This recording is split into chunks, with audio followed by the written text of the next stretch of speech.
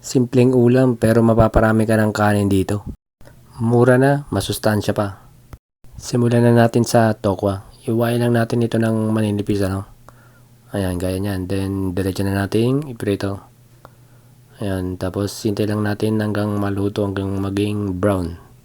Ayan, pag toasted na, iwain lang natin Iwain lang natin sa 4 na piraso.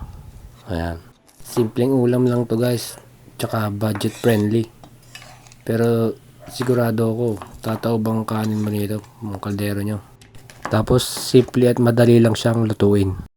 Ayan, kapag okay na yung tokwa, pag na-prepare na natin, diretso na tayo maggigisa.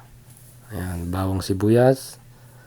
Tapos isunod na natin yung sitaw. Ito lang naman yung lulutuin natin, tong sitaw. Pag naluto to, okay na. Ayan, haluin lang natin. Ayan, tapos lagyan na natin ng oyster sauce. 20 pesos lang ang sitaw guys. Tapos makakabili ka rin ng 20 pesos na tokwa. O di ba? Ulam na. Murang-mura. Tapos lagyan na natin ng toyo. Ayan, pampalasa. Toyo lang, okay na. Ayan, tapos haluin natin. Tapos pag kumulo to, luto na to Ayan, pwede na natin ilagay yung tokwa natin. Ayan, ilagay na natin yung tokwa. Ayan, tapos haluluin. Konti na lang, maluluto na to Saglit lang to maluto guys. Konting halo, tapos takpan mo Mga 2 minutes pwede na. Pag kumulong konti, okay na yan. O ayan, luto na.